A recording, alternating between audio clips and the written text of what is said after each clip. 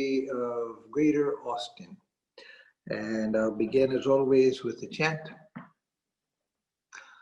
Om Parthaya Pratibodhitam Bhagavata Narayanena Swayam Vyasena Grathitam Purana Munina Madhye Mahabharatam Advaitam Ritavarshinim Bhagavatim Ashtadashadhyayinim Ambatva Manusandadhami Bhagavad Gita Bhavadveshinim Vasudeva Sutan Devam Kamsachanuramardanam Devaki Paramanandam Krishnam Vande Jagadgurum Mukam Karoti Vachalam Pangum Langhayate Girim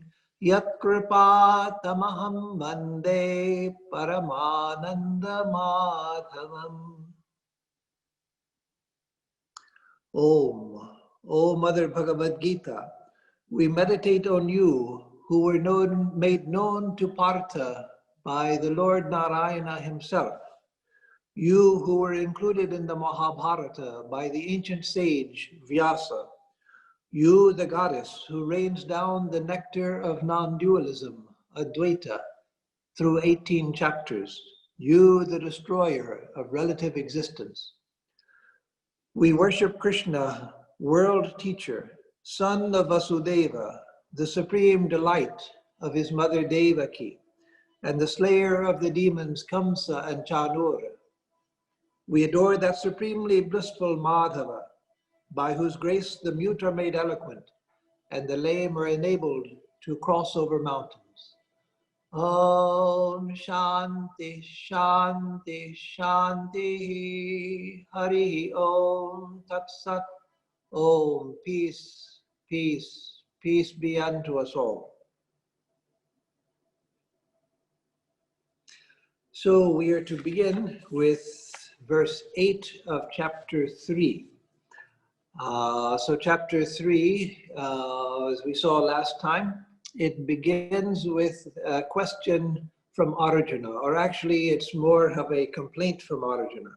Arjuna complains that Vyamishraine vakyena buddhim mohayasiva me. You, by your confusing statements, it's as if you are confusing me. By your conflicting statements, it's as if you are creating confusion for me. So please tell me that one thing which I should follow in order to attain to the good.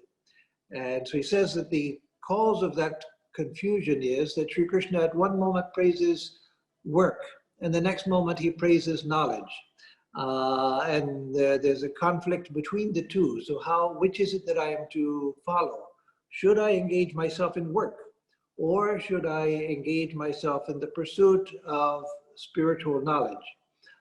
Which one is right for me? So then Sri Krishna begins his answer with some very famous verses about the need for activity. Let's see, let me go back a couple of pages here to yes, Lokesmin Dvividha Nishta. In olden times, I taught two different paths. The path of karma yoga for the yogis and the path of jnana yoga for those who follow the Sankhya yoga. And then he goes on to say that no one can attain to the state of worklessness, that is the state where one has no sense of activity whatsoever, because one is established in perfect stillness and peace. No one attains to that by not doing work. So the way to get to Naishkarmya Siddhi, the perfection of actionlessness, is not through not doing work. It's through doing work properly. And so then he gives other arguments saying that nobody, nahi kashti kshanamapi jatutishtatya karmakrit. No one, even for a single moment, can remain without acting. And so therefore engage in action. And then He goes on to say that those who controlling the outer organs, sitting quietly, while the mind thinks about outer sense objects, are hypocrites. It's better to engage the mind and the senses in rightful activity, useful, rightful, good activity, than to be a hypocrite. And through performing action in the right way, attaining to a state of inward actionlessness. If the body and mind, even if they are active, my ideal, our ideal, is to attain to a state of actionlessness where I see I do nothing. The gunas of Prakriti are acting, but I'm just the witness, or as a devotee, that God does everything and I am just the instrument of God. But I do nothing on my own. God is the doer. This is just the instrument of God. So now we come to verse 8. And verse 8 says, Niyatam kuru karmatvam karma jyayo hya karmanaha sharira yatra pichate na prasidhyeda karmanaha. So niyatam karma tvam kuru. Work which is obligatory, work which you must do, then that you should do. If the work is obligatory, you should do it. Karma jyayo hya karmanaha, because action is superior to inaction. Now here, inaction means just sitting there without doing anything. It doesn't mean a high state of consciousness where you see that nothing happens, that everything is still, all is peace. There's nothing but an ocean of peace and tranquility. No, not that. He's talking about just sitting around and not doing anything. So doing something is better than doing nothing. That's the idea. So in the first part, niyatam kuru karmatvam. O Arjuna, do that which is obligatory action, your obligatory duties. So what does obligatory mean? In olden times, traditional times, and to some extent even in Western countries in traditional times as well, and as well as in India, what we were to do in life was prescribed. That is, the roles in society were well defined. They were categorized depending on your station in life and your age and all of that. Your duties were relatively clear. And so to speak of your obligatory duties, you didn't need to say anything else, because you just go to a teacher, you go to an elder, you go to the scriptures, and they say this, these are your duties, and this is the way you should do them. That system all over the world has fallen apart now. There aren't people who are born into a trade and who carry that on because it's their ancestral trade, and what you do, how you do it is very traditional, so you just do it. And also the scriptural system of religious duties has fallen apart as well. In the Vedas and the later Dharma Shastras and scriptures, later scriptures as well of Hinduism, it was laid out what you are to do according to your stage and position in life. The religious duties that you are to do, sacrifices, religious performances, ceremonies and things that were to be done. And so again, all of that was quite clear. Nowadays, who is there in India who does Vedic karmas? Very, very few people follow the Vedic, even among religious Hindus, very few follow the Vedic tradition. Very few follow the classical Hindu traditions. Most have to go to the office, have responsibilities at work, to society, to the family, that are based on the modern culture rather than on the scriptural traditions. And so now we have to understand our obligatory duties in a different way. We have to understand them in a more free-form way. That is, not in a scripturally prescribed way. There's value in that. There was value in the traditional way also, because you didn't have to think about it. You did what had always been done, and so you just sort of followed a well-worn path in society.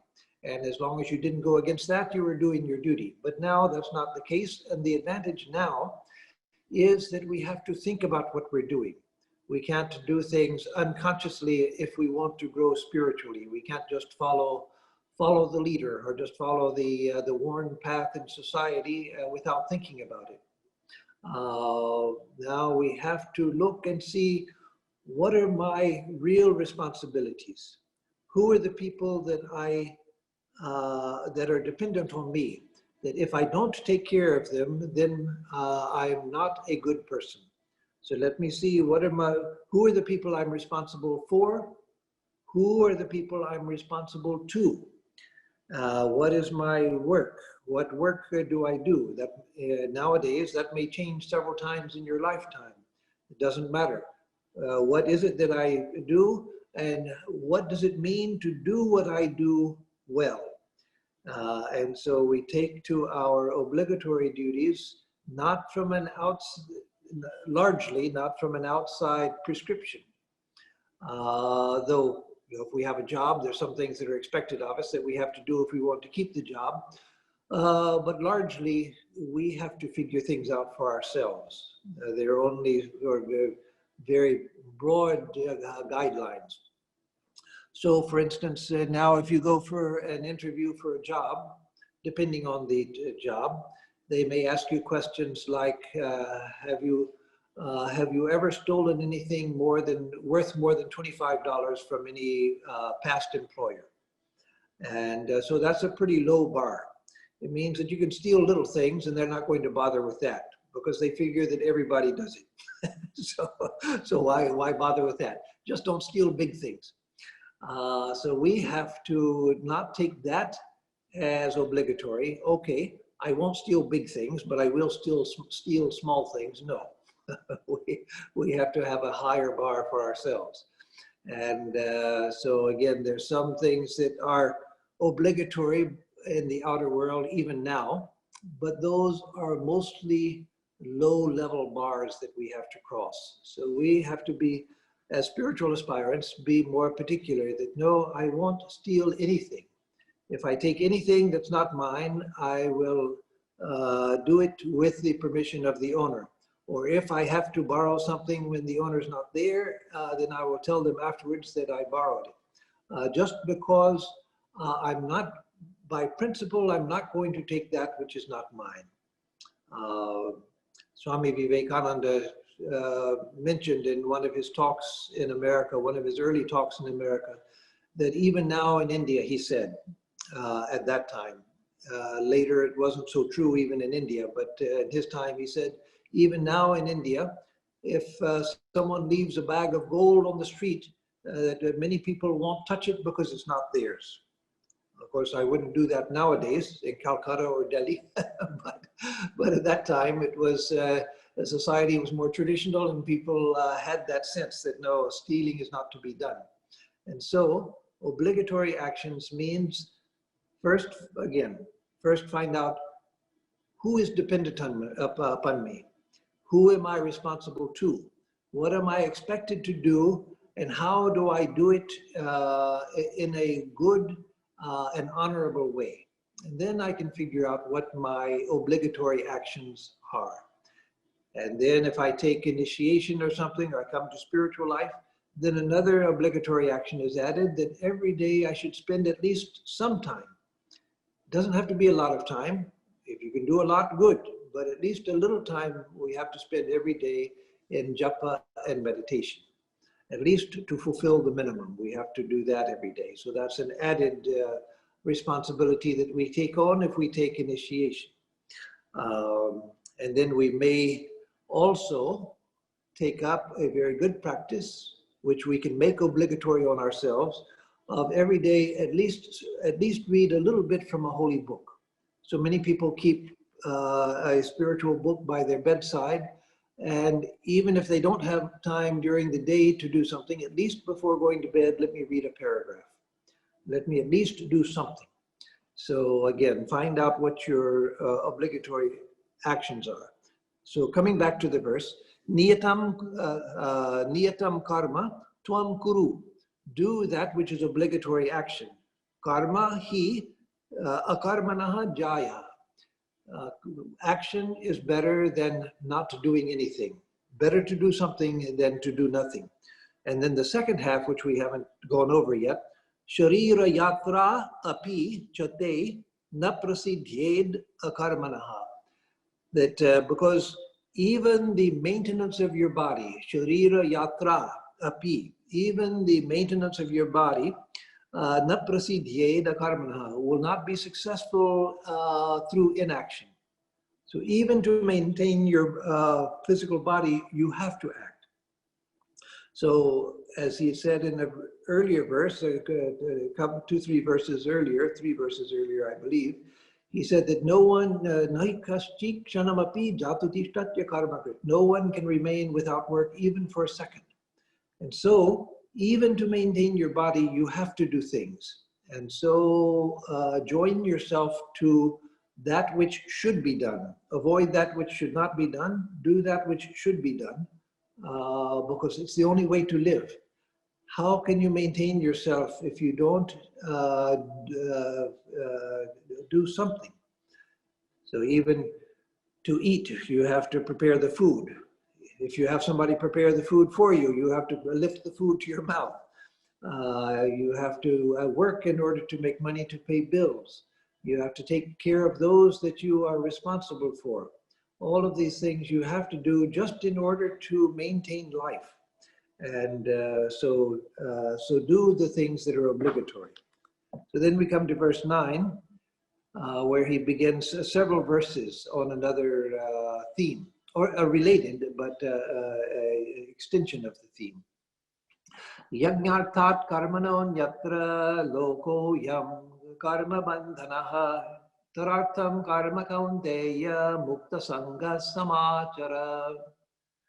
So yajnarthat karmano anyatra loko ayam karma bandhanaha. So doing work for any reason other than as a sacrifice, yajnartha, for the sake of sacrifice. Anyatra, for any other reason, doing work for any other reason in this world is the cause of bondage by action. So the loko ayam karma bandhana, this world is bound by action which is done for a reason other than a sacrifice. So the simple English would just be, do all of your work from the standpoint of sacrifice, because work done in any other way is the cause of bondage. So what does that mean? Sacrifice is one of the very important concepts in Hindu religion from the Vedic times. So what does sacrifice mean? When I first joined the order in Chicago, then Swami Bhashyananda, who was the head of the center, he would, when he would give us classes and so forth, he would talk about sacrifice as some glorious, wonderful thing. And that was very confusing to me, because I had grown up thinking that, yes, sacrifice is good, it's moral, it's a good thing to do, but sacrifice means giving up something that you really want because somebody else deserves it more than you do. And so sacrifice, as I had learned it through stories told and so forth, was that, yes, how wonderful it is when somebody gives up something for the sake of another who needs it more. But the moral always seemed to be, especially to a child's mind, was that other people deserve things more than you do. So give good things to them. And so that, of course, was a painful message. And so the idea of sacrifice, oftentimes in the West, is associated with that sense of loss.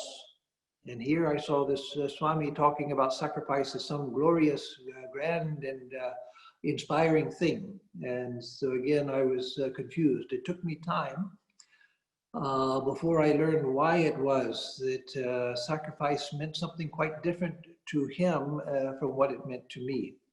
And strangely, what helped me understand it was a cartoon. The cartoon was a beautiful animated cartoon done by Japanese artists in collaboration with Indian writers um, on the Ramayana. And in watching this animated cartoon of the Ramayana, it's a beautiful thing. A devotee who saw me speaking about this on the internet, on YouTube, found the cartoon and sent me a video of it, so I have it now. But it's a beautifully done animated movie. And in that, it opens with Valmiki performing a yajna. And so he's sitting in front of the yajna, pouring oblations into it with chanting and everything. So there's this beautiful fire on a properly constructed geometrical altar out in the beautiful Himalayan forest, and the beautiful Vedic chanting and all of that. So then I thought, this is the image that the Swami had in mind when he spoke about sacrifice. That's why he spoke of it as something glorious, because it was this offering of oblations into a fire with great devotion and the chanting of Vedic mantras, etc. But of course, the idea of sacrifice goes much deeper than that. The aesthetics of the scene, it goes much deeper than that. The idea, the Vedic idea, and the later classical Hindu idea, is that everything in this universe is of the nature of sacrifice, starting from the creation of the world itself. How does it go? Sahasra Shirsha Purushaha Sahasraksha Sahasrapaksa Bhumim Vishwato Vritva Atyatishtaddashangulam Purusha Evedagam Sarvam, etc. The Purusha Suktam in the 10th mandala of the Rig Veda says that in the beginning there was the Supreme Purusha, which stands for God, the Supreme Being, God. And out of God, the various limbs and parts of God's, this Purusha's body, this person's body, the divine being's body, came the different aspects of the universe. People and animals and plants and everything came out of the very being of God. And so it was the sacrifice of the divine being which brought this universe of multiplicity into being. So this universe is the sacrifice of the cosmic unity. There's also a Vedic verse which is Ekoham Bahusyam Prajayeya. I am one, said the Supreme Being, Prajapati, the grandfather, meaning the Supreme Being, God. I am one, Bahusyam, I wish to be many. Prajayeya, I body myself forth into multiplicity. So I sacrifice the unity of my being into multiplicity. Now, of course, the Vedanta philosophy says that the divine being never actually became multiplicity. The divine unity is always there, even when we see multiplicity. The fact is the unity of the divine being, but it appears in multiplicity. And so the idea was that this multiplicity came by the sacrifice of the divine being. The idea of sacrifice and tapas, or tapasya, tapasya, those are closely linked. Tapas, what we usually translate as austerity, means self-control which is productive of spiritual heat, spiritual energy, which can be directed for creative purposes. And so it's also said that the divine being, when it wanted to create the universe out of its own being, the divine being performed tapas, performed austerity in order to generate the heat, in order to create this universe. So sacrifice and tapas are tied together. Tapas became such a sacred concept from an early time in Indian religion, from the Vedic time all the way through to the present, that it was believed that through tapas anything could be done. And so you see in the stories of Shiva that said that Shiva, Uma wanted Shiva and performed sacrifice and performed tapas. And it was out of that tapas that she was able to win the hand of Shiva as her husband. The Shiva, the great yogi, the great brahmacharin, who is the symbol of the absolute, who has no connection to anything, who lives in the cremation ground, is unmindful of the whole world. But through tapas, the Divine Mother was able to attract his mind and enter into union with him. And so the idea is that through tapas, everything is possible. And so that means also through sacrifice, everything is possible, because the very nature of the universe is sacrifice.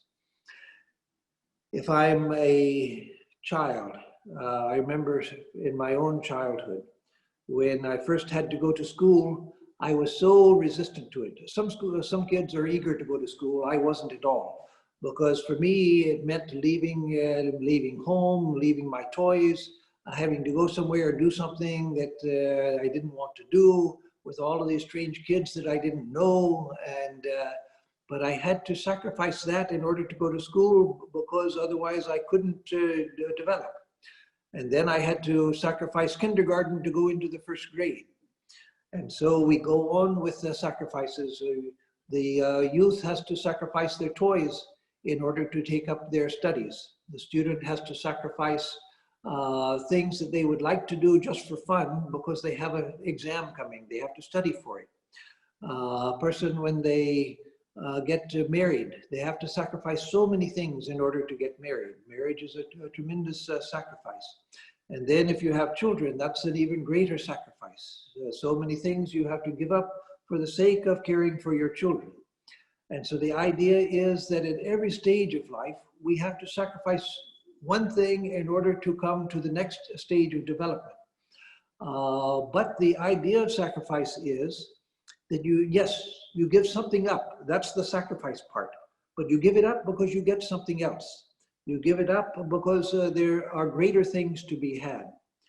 And so it's said in a verse that Swami Vivekananda quoted here in this country. He said that for the sake of the family, one gives up one's own self-interest.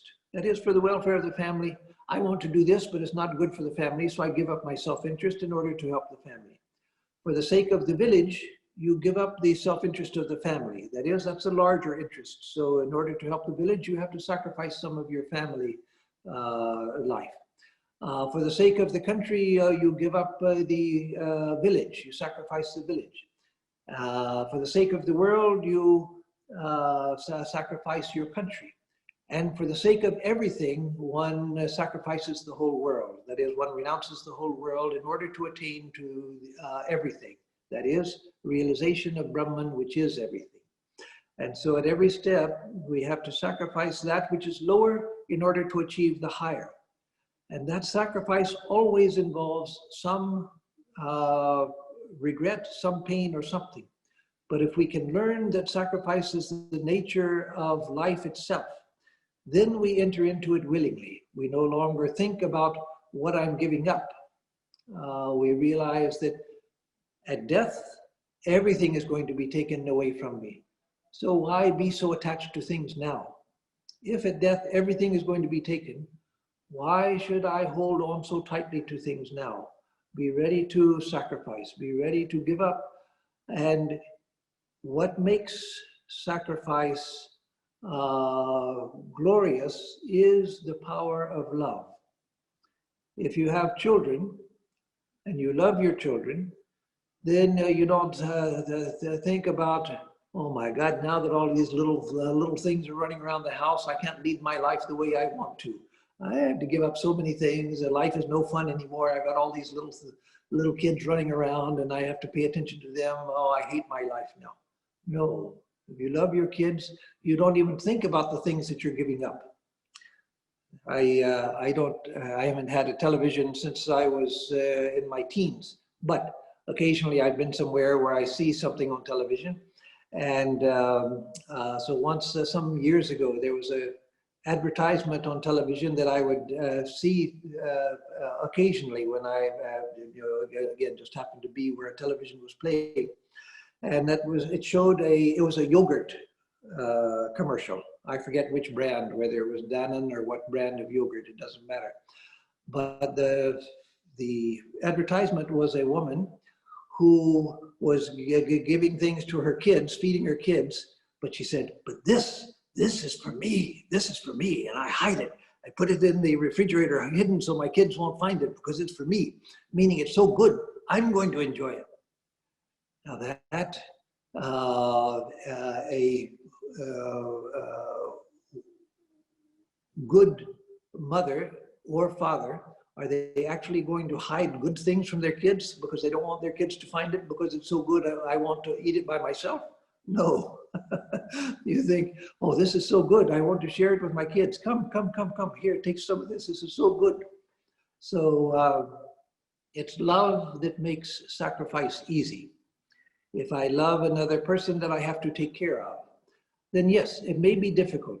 It may be full of frustrations. It may be exhausting. That is true. But if I love the person, I go through that anyway. And I go through it willingly. Maybe I have to do it, but I also do what I have to do willingly because I love the person.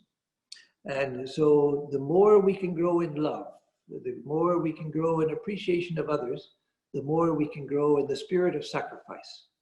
So anyway, coming back to this this verse, this world is bound by action other than that done for sacrifice. Therefore, perform actions for the sake of that, O son of Kunti, free from attachment. So yes, the second part of the verse is Taratham karma kaunteya mukta sangha samachara.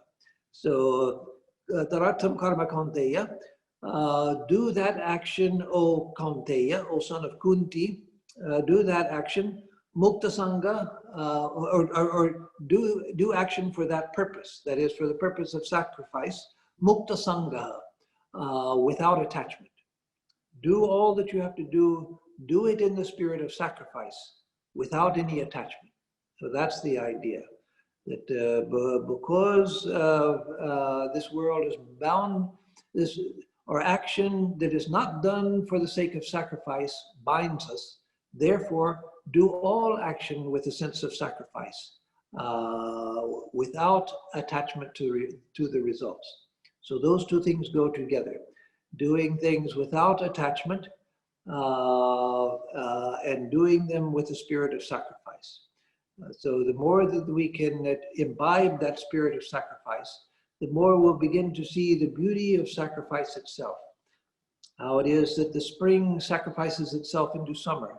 Summer sacrifices itself into the fall sacrifices itself into the winter. The tree sacrifices itself into the seed, and the seed sacrifices itself back into another tree. And so all of life goes one thing giving up its form in order to take on the next form that is necessary. Childhood giving way to youth, youth giving way to adulthood, adulthood giving way to old age giving way to death, and death giving way to birth again. And so everything is following this cyclical nature of sacrifice, one thing going into another. I eat plants, and if I'm not a vegetarian, I eat animals also. That is, I sacrifice them into this body, plants and perhaps animals. But then this body itself is going to be a sacrifice for the sake of lower beings. Of course, if you're cremated, then that doesn't happen.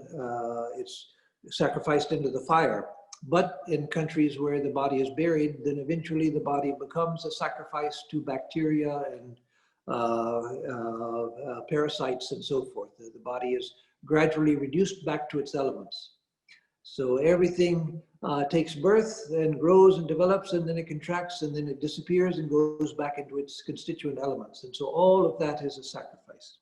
So again, this world is bound by action other than that done for sacrifice. Therefore, perform actions for the sake of that, O son of Kunti, free from attachment. So then verse 10 continues this idea. Sahayagnya prajasrishtva puro vacha prajapatihi anena prasavishyadhvam eshavostvishta kamadhuk.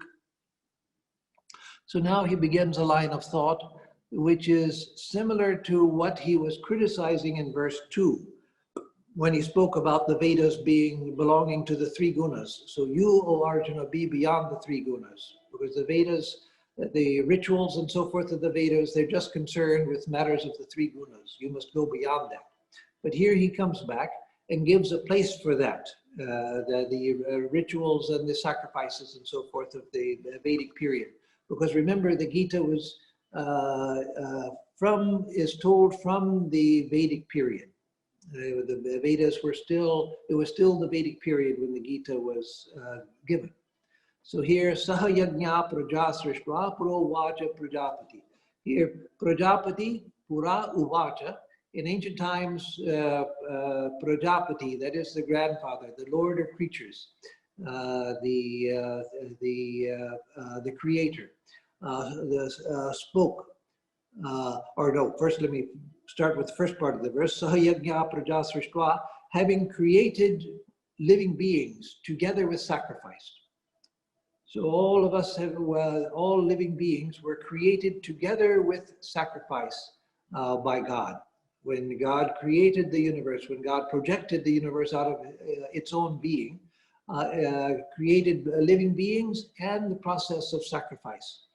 And so then Puro Vacha Prajapati, so Prajapati then said in ancient times, Anena Prasavishyantvam, by this, that is by sacrifice, multiply yourselves, multiply yourselves. That is, go out and people the earth, as it says in the Jewish and Christian Bible. Esha vo ishta kamadhuk, because this sacrifice is the wish-fulfilling cow for your fulfilling your desires. So the kamadhuk, that you know, the wish-fulfilling cow, the actual wish-fulfilling cow, the story is told that you could take as much milk from the wish-fulfilling cow as you wanted. That it would never be empty of milk. So you could feed an army with the milk from the wish-fulfilling cow. But here he's using it in a figurative sense, Sri Krishna. He means that which gives you that which you want. So that's why he says, Ishta Kamadhuk, the Kamadhuk of your desires. That is, it grants you desires. So more like the wish-fulfilling tree, Kalpataru, the wish-fulfilling tree. So by this process of sacrifice, multiply yourselves, and this sacrifice will be your wish-fulfilling cow. So the running translation, Prajapati, creating of your beings who coexist with sacrifice, said, by this you multiply. Let this yield you covetable objects of desire. So then he continues in verse 11. Devan bhavayatanena te deva bhavayanduvaha parasparam bhavayanta shreya paramavapsyata. So devan bhavayata anena devan bhavayata te deva vaha bhavayantu. So may the God, may you entertain the gods by this sacrifice. That is, may you nourish the gods by sacrifice, by giving, by making all offerings to the gods, by being, by making your actions sacrificial, making your actions offerings to the gods. Te deva bhavayantu vaha. And may the gods nourish you through this as well. So may you nourish the gods, and may the gods nourish you through this mutual act of sacrifice. So again, this was a Vedic idea. It's an idea that you also find among many of the American Indian tribes, the Native American tribes, like the Hopis and others. Their belief was and is that if they don't perform the proper ceremonies, that the world itself, the falling of the rains and the succession of the seasons, that the world itself will fall into chaos. It's the act of ceremony, which is sacrifice. It's the act of sacrifice which keeps the world order maintained. And so that was the Vedic idea as well. that the clouds pour down their rain in time, the crops yield their grain in time. Everything happens according to natural cycles. And how are the natural cycles maintained? The idea was that they're maintained by the gods. So the lower gods in the Indian tradition were like in the Jewish, Christian, and Muslim world, the lower gods were replaced by the idea of angels. That is, those who carry out the cosmic functions under the guidance of the supreme God. They carry out the cosmic functions. And so the idea was that everything in the universe happens according to a cosmic rhythm because there are conscious forces, controlling forces behind all of the cosmic activities. And so these cosmic conscious forces behind the cosmic activities are the devas. And so by sacrificing to them, they are pleased, and then they please us by maintaining the cosmic order. So that was the idea behind this these shlokas. So by parasparam bhavayanta shreya paramavapsita, by supporting each other, by entertaining each other, by nourishing each other, you will attain to the highest.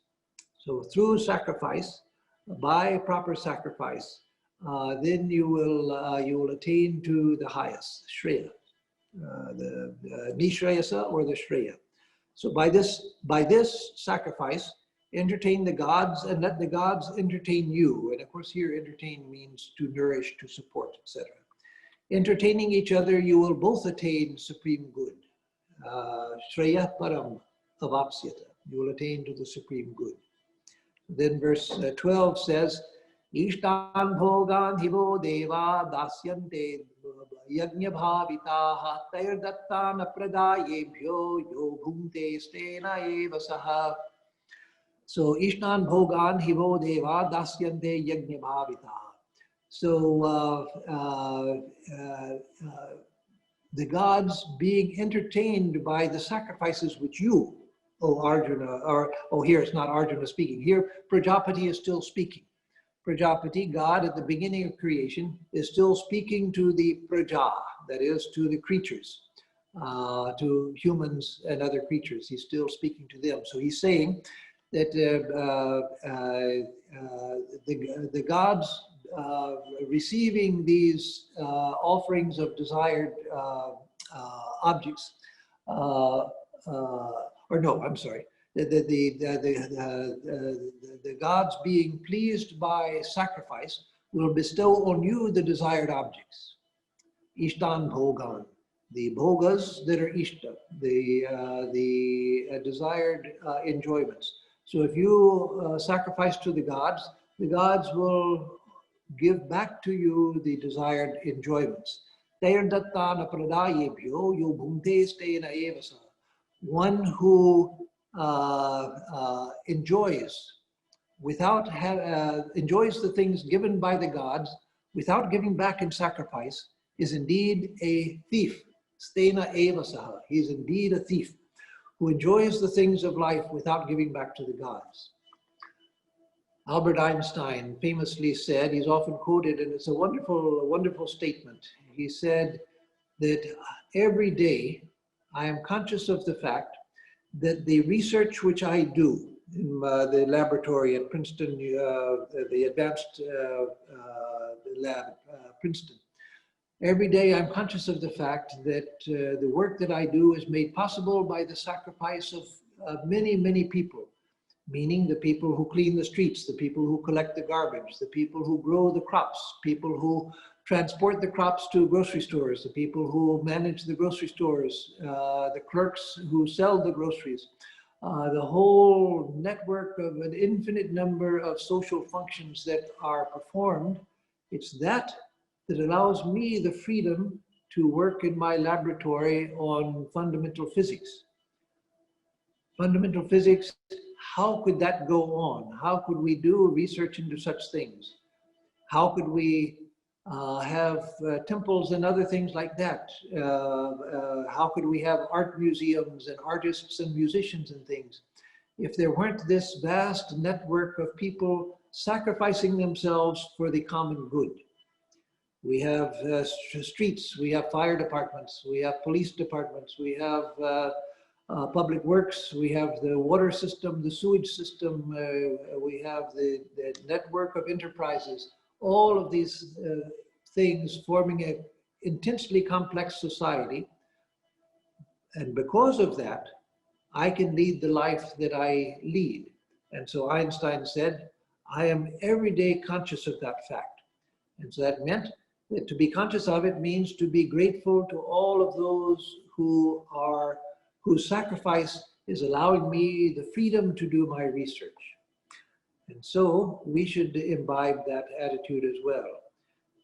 When we pay taxes, we should realize that that too is a sacrifice.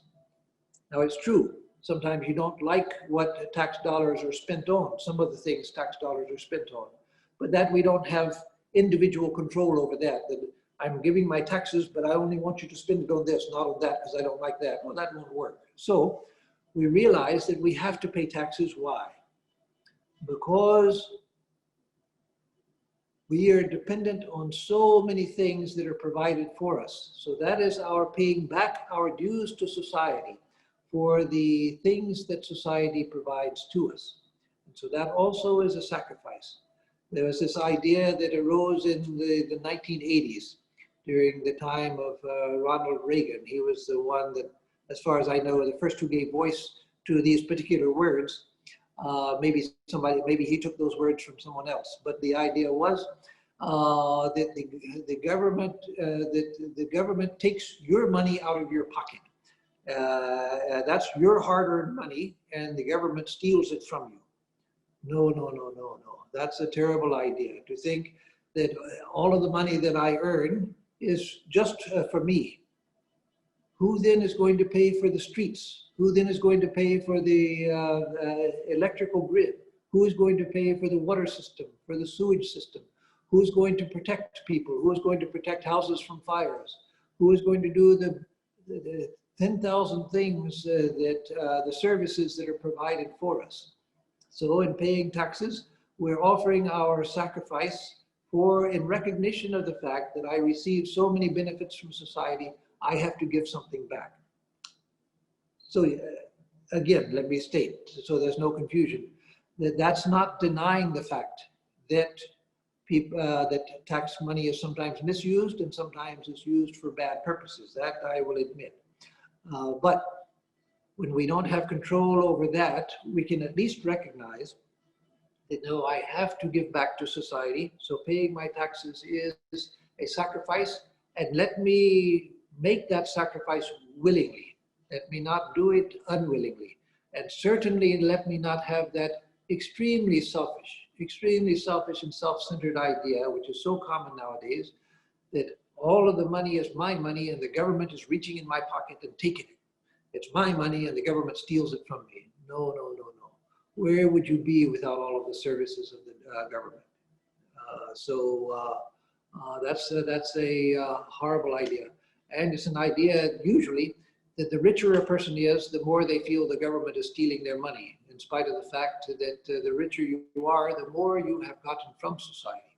And so the more you need to pay back to society. So being entertained by sacrifices, the gods will surely bestow on you the desired enjoyments. He who enjoys what is given by them without offering it to them is indeed a thief. So again, remember that everything that comes to us as a gift, and I have to be ready to give back. That is only right, but it's not just that it's right, not just that it's necessary. It's something that I should learn to do willingly because it frees me. It gives me the spirit of non-attachment. This is not mine, I give it back. It's been lent to me, I give it back. As Sri Ramakrishna said, even the children that you have, your own children, those are given to you by God. They're not your children, they're God's children. and they've been given to you to take care of. And so everything in life is like that. So then we come to verse 13. Let's see. I'll finish with verse 13 for today. Yajnashishtashinas santo muchyante sarvakil vishayehi bhunjate te tvagham papa ye pachantyatma karanat. Yajnashishtashinas santo muchyante sarvakil vishayehi. Those who eat the leftovers from sacrifice, that is the prasad, the blessed food from sacrifice. And this means not just in a literal sense, but also in a figurative sense, that if everything that you do is a sacrifice, then the food that you eat is automatically the result of sacrifice. Because the food that you eat, that comes because of the work and offerings that you give to the world. And so those who do everything with the spirit of sacrifice, they eat the remnants of sacrifice. That is, they eat the prasada of sacrifice, muchyante sarvakil vishehi, and they are thereby freed from all evil. So if you eat nothing but prasad, not meaning just going to a temple and eating prasad every day, but if the food that you eat comes to you because of your sacrificial attitude towards life, then you'll be freed from all evil, because you're doing action not from a standpoint of selfish attachment. You're doing it from a spirit of sacrifice, and thereby participating in this grand sacrifice, which is the world. So, and then bhunjate te tvagham papa ye pachanti atmakaranat. But ye pachanti atmakaranat, those who cook only for themselves. So here he's talking about eating the remnants of the sacrifice. Here he says, so he continues with the eating. So those who cook only for themselves, te tu agam papa bhunjate, or te ye papa te agam bhunjate. Those who cook only for themselves, they eat sin. So the good who partake of the remnants of the sacrifice are freed from all sins. But those sinful persons, the papa, who cook for their own sake, bhunjate te tvagham papa, partake of sin. So that's the idea. That, whatever we do, we should do with the spirit of sacrifice. And even when we cook food, we should not think that I'm cooking this just for myself because I want something really good and I don't care about anybody else. Yes, if I live alone, then of course I have to cook for myself. But let me not think of it as cooking for my own selfish enjoyment. Let me cook and eat well, eat nourishing food, eat tasty food, pure food, to nourish the mind and body and so forth, but so that I can be of use to the whole world. When growing up in a Christian family, there was a blessing that would often be said at the time of eating. Let's see if I can remember it. Bless this food to the use of our bodies, and us to thy service. So bless us to thy service. So may this food be for the use of this body, and may I be of use to you, O Lord. So that's the idea. So even if I live alone and I cook for myself, let me not think that, again, like the woman in the advertisement who is hiding the best thing in the refrigerator just for herself so her kids could never see it. Let us think that, no, whatever I do, whatever I eat, let me do it. That also is a sacrifice. Brahmarpanam, Brahmahavir, Brahmagno, Brahmanahutam. So that I will have the strength and the energy to be of service to others. So with that, I will stop here. If there